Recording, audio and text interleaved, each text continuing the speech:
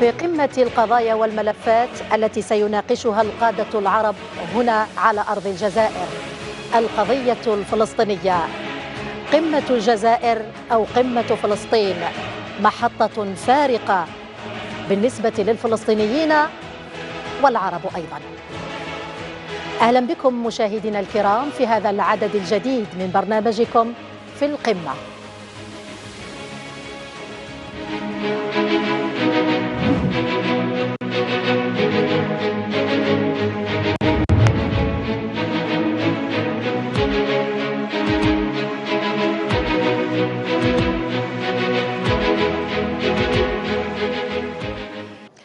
الجزائر فلسطين، صفحات من الثبات على الموقف الموحد والنضال المشترك. فصفحات التاريخ مرصعة بالمواقف المشرفة للجزائر، فالجزائر دفعت وبقوة لإنشاء منظمة التحرير الفلسطينية عام 1964، والتاريخ شاهد أيضا على الدور الفعال للجزائر في إسماع صوت فلسطين حين ألقى الراحل الزعيم الفلسطيني ياسر عرفات خطابه الشهير في الجمعية العامة للأمم المتحدة، حيث أقرت الجمعية آنذاك الحق الثابت للقضية الفلسطينية، ومنحت منظمة التحرير صفة المراقب فيها، وكانت تلك سابقة تاريخية. الجزائر والقضية الفلسطينية، ففي 15 من نوفمبر 1988 أعلن ولأول مرة عن قيام دولة فلسطين على أرض الشهداء، فكان ذلك حدث تاريخي أرخ لمرحلة فارقة في مسار دعم الجزائر للقضية الفلسطينية وإعادة توحيد الصف العربي. لقاء عباس مع هنية أيضا على أرض الجزائر أعاد القضية إلى المسار الصحيح وعبد الطريق لوحدة الصف العربي. حرصت الجزائر من خلال هذا المشهد على تهيئة الأرضية لخطوة لم الشمل، ما جعل الانطلاقة قوية نحو تحقيق التوافق بين الأشقاء. في 13 من أكتوبر من السنة الجارية وقعت الفصائل الفلسطينية على إعلان الجزائر، فكان جمع للشتات ونهاية للانقسام. وقعت الفصائل الفلسطينية على إعلان الجزائر، فكان انتصارا لوساطة جزائرية وبدعم من السلطة الفلسطينية وجهود عربية مشتركة، فكان محطة فارقة في مسار نصرة القضية الفلسطينية.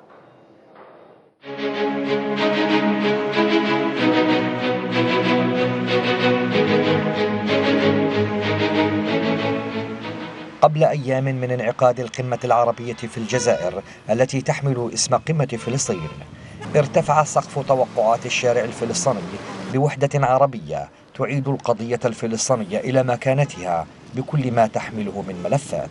مطلوب اليوم من القمة العربية، مطلوب من الأخوة في الجزائر، مطلوب من الجميع أن يتحرك من أجل أن الإفراج عن أسرانا الأبطال، وخاصة الأسرى الأطفال، الأسيرات، الأحكام العالية الذين أمضوا أكثر من 40 عام داخل سجون الاحتلال.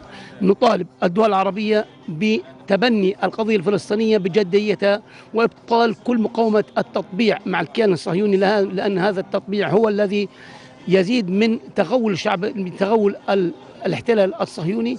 أن تكون هذه القمة اليوم عامل جديد بنهضة جديدة وعنوان جديد للتحرك العربي باتجاه القضية الفلسطينية والتضامن مع الشعب الفلسطيني.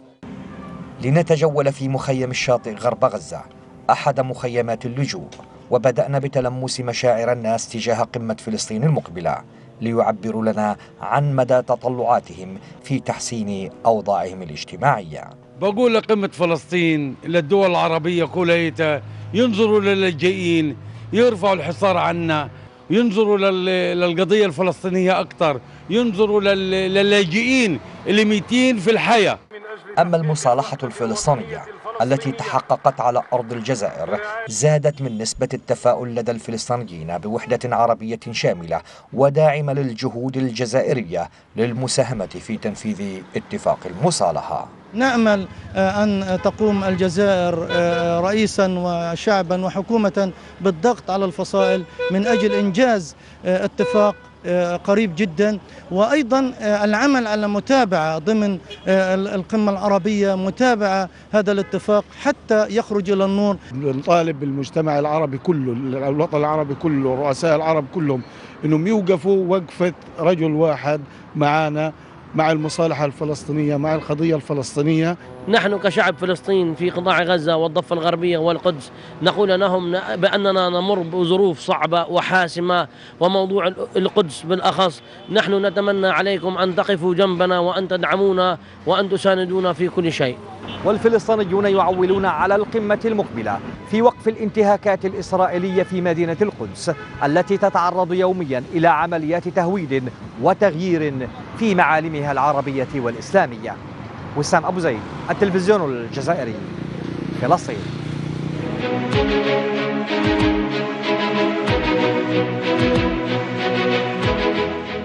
وللحديث عن القضية الفلسطينية القضية المركزية في قمة الجزائر ينضم إلينا من رام الله القيادي وعضو اللجنة المركزية لحركة فتح السيد عباس زكي.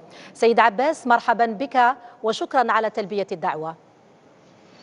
أهلا وسهلا، ونحن سعداء أن نكون على هذه الشاشة الأطهر والأنقى في الساحة العربية. شكرا لك سيد عباس زكي. بداية سيد عباس، الجزائر تصف القمة في دورتها الحالية بقمة فلسطين، كيف يتطلع الفلسطينيون إلى قمتهم في الجزائر؟ أولا نحن نتوجه بتحية إجلال وإكبار وتثمين عالي إلى الجزائر رئيسا، حكومة، نوابا، أحزابا، وشعبا عظيم حمل إرثه وحافظ عليه ليكرس معنى الوفاء للمبادئ، للقيم، للشهداء، لحملة أوسمة الجرح. ونحن من جنبات بيت المقدس مطمئنون تماما أن الجزائر هي الحاضنة الأمينة للشعب الفلسطيني وقضيته. وحينما كنا في المنافي في الماضي وعز علينا عقد اجتماعات مجلسنا الوطني، استضافتنا الجزائر، والجزائر هي التي تعتبر فلسطين قضيتها الداخلية. والرئيس بن بلة رحمه الله حينما أعلن الاستقلال في 62 قال: استقلالنا ناقص ما لم تستقل فلسطين. وصار على هذا الدرب الرئيس سواري بومدين الذي قال: نحن مع فلسطين ظالمة أو مظلومة.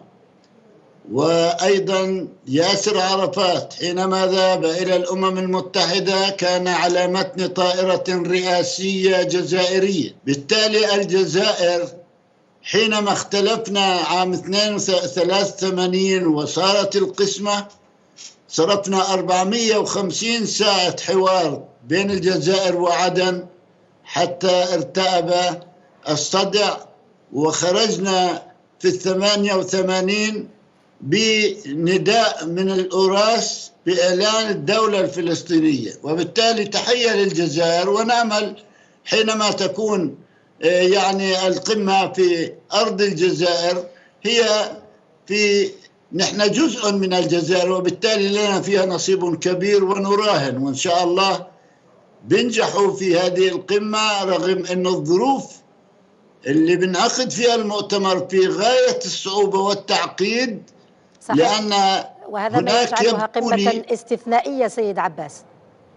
نعم، قمة خطيرة جدا جدا، وعلى أعتابها وعلى هذه المرحلة هذا العام هناك خارطة جديدة للعالم، لأنه الخطر مش على الشرق الأوسط لوحده، هناك خطر على الإقليم، وهناك خطر أيضا على المجتمع الدولي برمته. وبالتالي لأن أهل الجزائر مهمين ولأنهم يسيرون بالاتجاه الصحيح، نأمل بالفعل أن تكون هذه القمة لخفض التوترات ولفتح آفاق رحبة بين الأشقاء العرب كي يعيدوا إلى التاريخ أن التاريخ يشهد أن العرب لم يهزموا في معركة خاضوها بوحدتهم، وإنما في ظل القسمة هناك هزائم وخيبات كبيرة. نأمل أن تكون الجزائر هي محطة الوقوف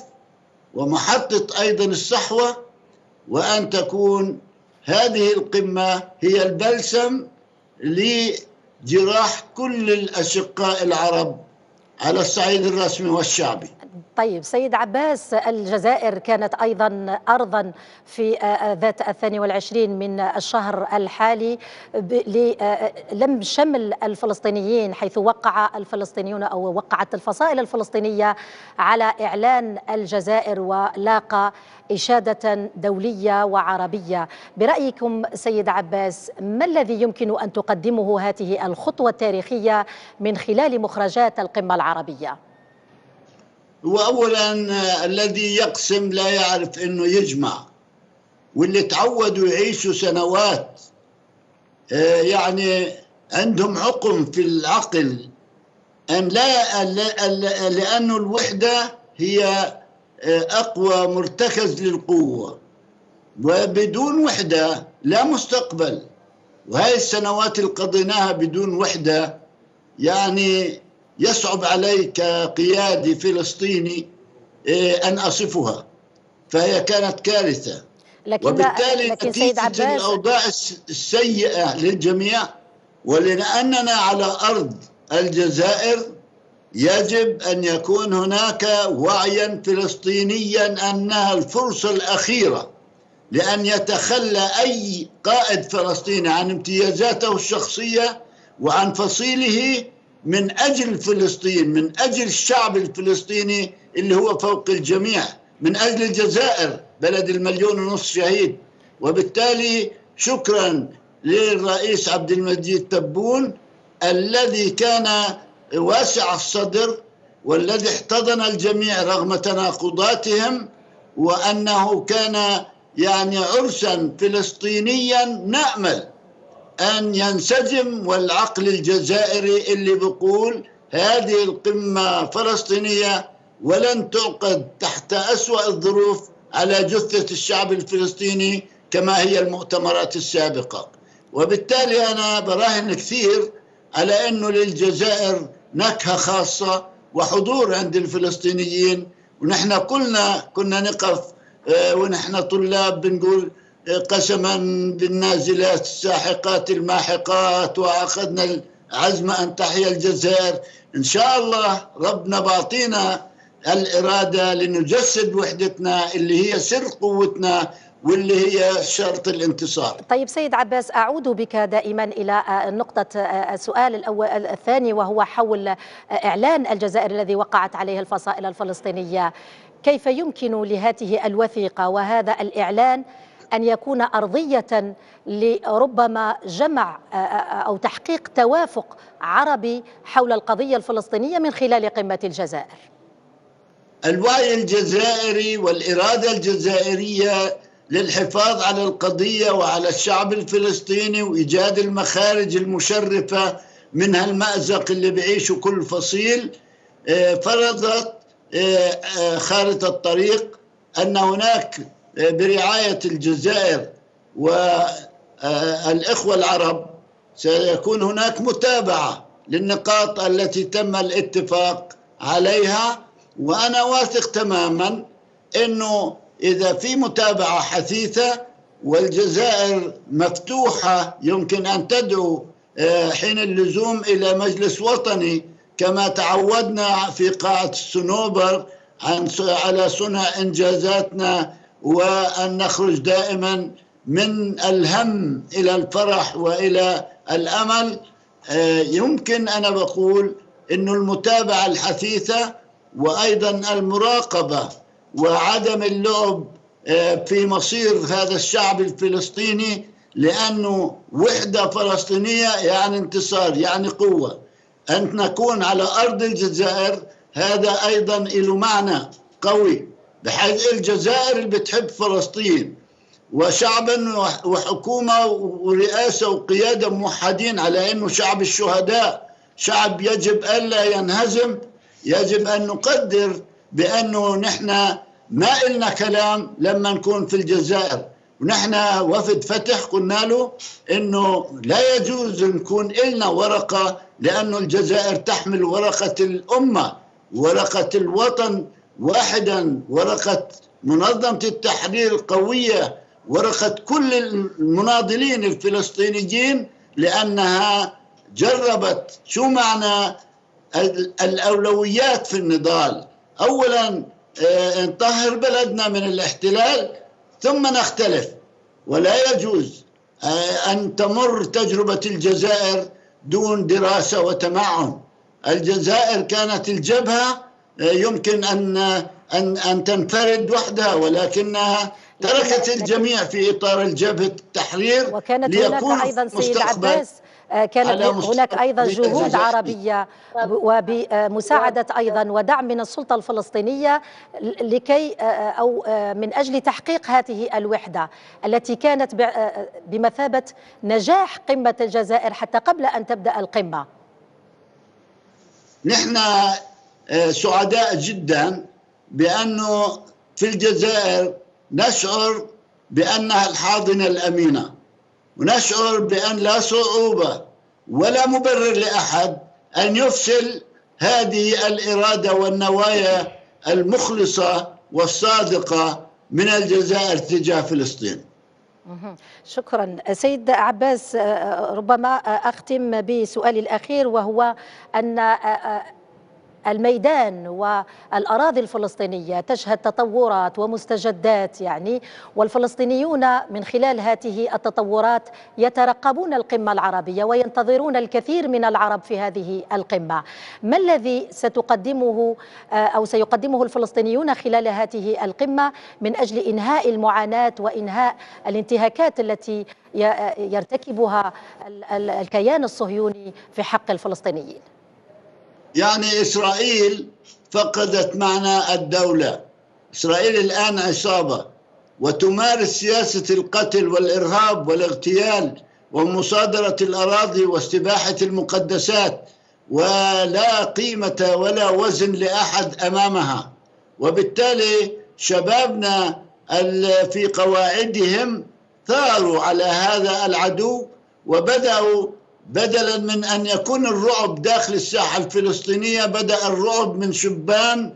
الله سبحانه وتعالى استجاب لهم، طلبوا أن يكونوا بين الأنبياء شهداء، فجاز للبعض منهم الذي أحبه الله ومنحه الشهادة بأن يجمعوا الشعب الفلسطيني ونواته الأكثر صلابة، هؤلاء الكتائب التي تشكل، هؤلاء عرين الأسود، الكتائب شهداء الأقصى، عادوا في الميدان ليجسدوا الحلم والطموح بأن الشعب الفلسطيني لن يرفع يديه، لن يستسلم، ولن يبكي بس فقط أمهات فلسطينيات، سيبكي أمهات الإسرائيليين أيضا. وبالتالي هذا العمل الآن الميداني والتلاحم بين الشعب الفلسطيني في الدفاع عن نفسه وبين سوائب المستوطنين ترك نداء داخلي عند أي إنسان أن يساعد على وحدة الشعب الفلسطيني والالتفاف حول أنويته المقاومة. ومن هنا بتسهل على قمة الجزائر أنه فلسطين بدل ما تكون على الرف ومنسية والبعض راح طبع ونسيها، أنه يعود يتذكر بأنه الفلسطيني قوي والفلسطيني مجرب وخلقوا الله للشدة ومش ممكن يستسلم، وهو على أرض الجزائر التي نالت الاستقلال بالتضحيات الكبرى. أن يعود الناس يفهموا أن فلسطين قضية حية، قضية عادلة، شعب مظلوم. ولكن ياسر عرفات رحمه الله قال: أغبط نفسي أن أنتمي إلى شعب أكبر من قيادته. شعب الجبارين إذا ما فقد الأمل صنع المعجزة. طيب سيد عباس زكي، وقبل أن نختم اللقاء معك ككلمة أخيرة وكرسالة تريدون أن تمررونها من خلال أو للقمة العربية وللقادة العرب الذين سيجتمعون هنا على أرض الجزائر. أنا بقول ندعو الله سبحانه وتعالى أن يمن علينا أولا بنقاء السريرة، بطهر النفس والقلب، بأن نتذكر أننا عرب، حقوقنا مسلوبة، المؤامرات تحيط في كل بلد، لا تستثني أحد، هناك أوضاع خطيرة قادمة، والسعيد من وعد بغيره. نشوف شو صاير في العالم، والشقي من وعد بنفسه. قضية فلسطين قضية مركزية للأمة العربية، فلتعد قضية مركزية، واللي ما بيقدر يساعدنا شيء على الأقل ما يكون مع العدو ضدنا، ولا يعمل مناورات عسكرية مع إسرائيل اللي من شان يخوفنا. لا، إحنا أمعاءنا أقوى من أي أسلحة، إحنا إرادتنا أكبر من أي قوة أخرى. وبالتالي بطلب أن تعود الجامعة العربية بمستوى الإرادة العربية، يعني في هناك مكاتب مقاطعة، في هناك اتفاقيات دفاع مشترك، في هناك أشياء كثيرة يمكن لهذه القمة أن تنجزها خاصة في الجزائر، ولكن ظروف صعبة جدا. وأنا لا أتوقع الكثير، ولكن نداء شهداء الجزائر، نداء شهداء فلسطين للأمة المجتمعة أن لا تكون مراوحة في المكان، أن نخطو خطوة إلى الأمام. وبالتالي أحيي كل ضيوف الجزائر، لأن هذه المحطة هي لقاء الكبار الذين يتجاوزوا الصغائر، والذين يتذكروا أنهم بنهاية المطاف أمة عربية واحدة وقدرات هائلة، ولكن يعبث بها المستعمر الأجنبي. وبالتالي آن الأوان لسيادة كاملة، وأن يكون في هناك استقلال وطني ناجز في أي بلد، وأن لا تكون تدخلات أجنبية بعد ما جربنا واكتوينا بنار. شكرا لك جزيلا على كل هذه التفاصيل. نتمنى أن تخرج القمة العربية بمخرجات لصالح القضية الفلسطينية. كنت معنا من رام الله القيادي وعضو اللجنة المركزية لحركة فتح السيد عباس زكي، شكرا جزيلا لك على كل هذه التفاصيل. والآن نتحول بكم مشاهدينا الكرام إلى نافذتكم في القمة باللغة الإنجليزية.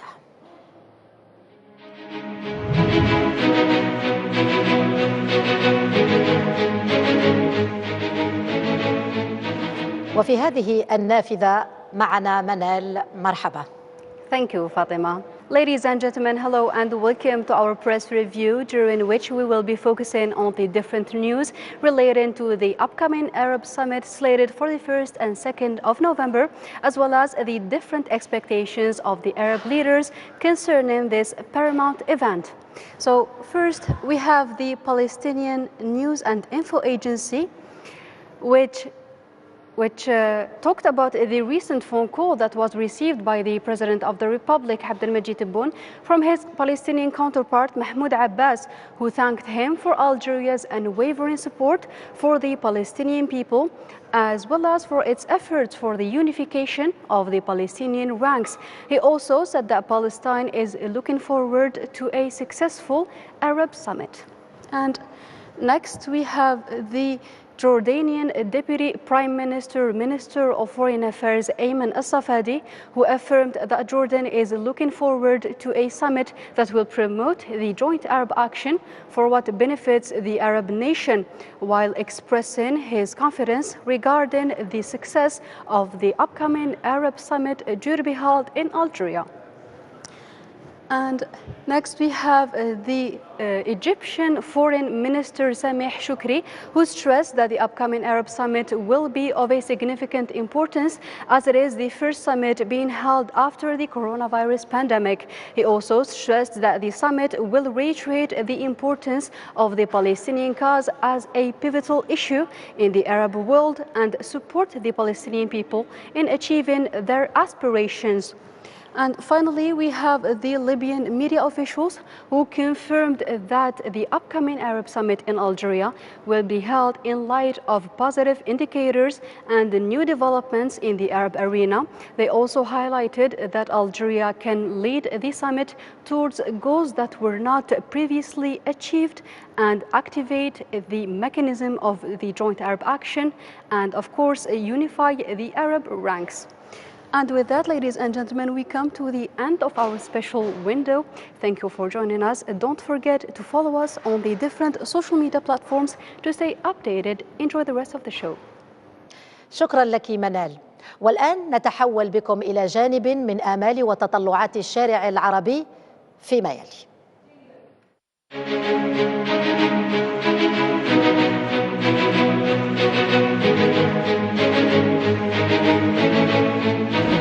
ننتظروا منها ان شاء الله يا رب تنجح ساعة القمة، ان شاء الله تلم شمل الدول العربية اجمعين، وان شاء الله يا ربي معناتها تتم الفرقاء الفلسطينيين هذاك قبل كل شيء باذن الله. ان شاء الله يا ربي تقرب معناتها شمل جميع الدول العربية هكا ويتفاهموا مع بعضهم، يعملوا اقتصاد هكا كبير. انا الجزائر بالنسبة لي كتونسي انا اعتبرها دائما الاخت الكبرى، وأنه حضورها معناها في المنطقة معناها حضور مميز.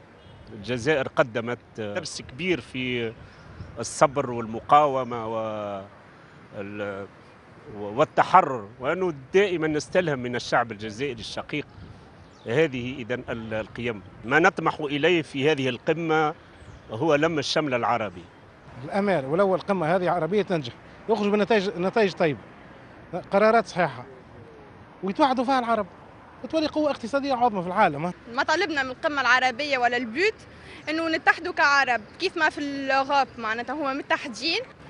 هو انعقاد اي اجتماع للقادة العرب مهما كان في اي بلد عربي هو مسألة ايجابية في حد ذاته، انه العرب يتقابلون في بيتهم وفي احدى معناها دولهم ليتدارسوا امرهم، مسألة ايجابية. انتظاراتنا معناها كما سئلت يعني ننتظروا ان شاء الله معناها مزيد من معناها فتح الاسواق العربيه، معناها انه العرب ينفتحوا تجاريا مع بعضهم، معناها يسوقوا اكثر للعمل، يتيحوا اكثر فرص للابداع للشباب باش يكون معناها يتبادل الخبرات مع بعضه. هذه ربما معناها الانتظارات تكون اقتصاديه بالاساس. ان شاء الله يتلم الشمل العربي ويكون متحد.